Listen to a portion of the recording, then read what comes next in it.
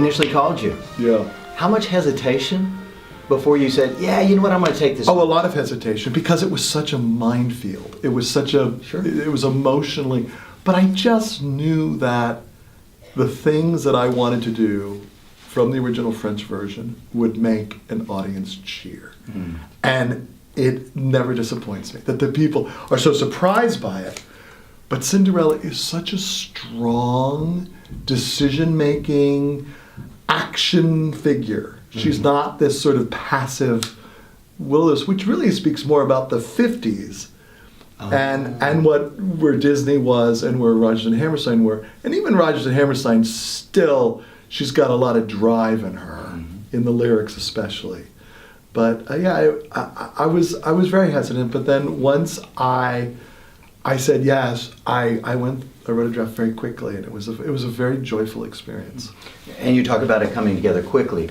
Are some of the projects you worked on, are they like labors that just go on and on and on, and sometimes they just happen? I try not for it not to be labor, because when it becomes labor, I think that shows up in the writing. There has to be a certain freedom and fun to it. For example, Xanadu, I had to write very quickly because the producer only had the rights to the movie till June. Oh, wow. And he hired me like around October. So I had to move fast. Right. He had to get a reading together by June. So that was fun. And then Sister Act, I was called in. There was a London version that wasn't to anyone's liking. So they had to have me come in and write a whole new book. And that, I was hired in October, and they knew, like when I got the job to write the book to Sister Act, the marquee was already on the theater.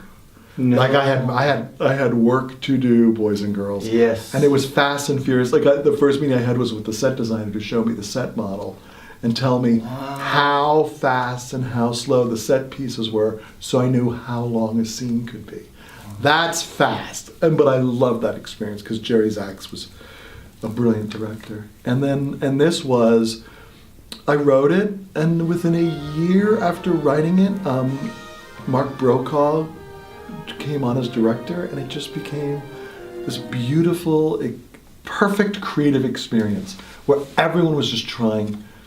You know, we knew we had something really precious we couldn't mess up. We had a responsibility with this. Sure.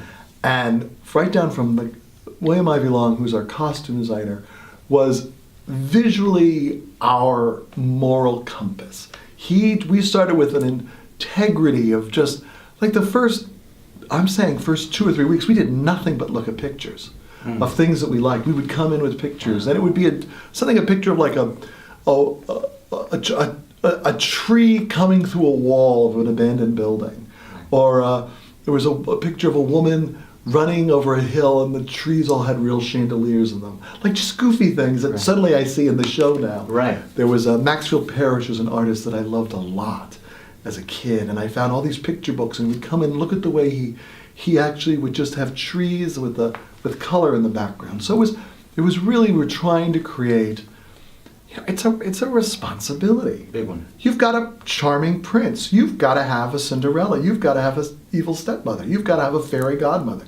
These are, and they've got to look like the ultimate perfect ones. Right. You can't just be cute about it. And you had a very funny prince. I love the writing, the timing, the writing. Yeah, really, really good. Well, Santino had the best line about that when people said, "Oh, this prince is so different." He goes, "What is the prince ever? He's nothing. There's nothing there." I mean, the reason I love the French versions, original French that I went back to so much, is the prince needed Cinderella. He needed her to get through life. Right. He was going to have a kingdom, and he didn't know how to do it. Right. And that sounded to me like a real neurotic American junior executive. Right. Every guy needs a partner, and to get through life. And I just thought that I know that guy. Right. I know that guy.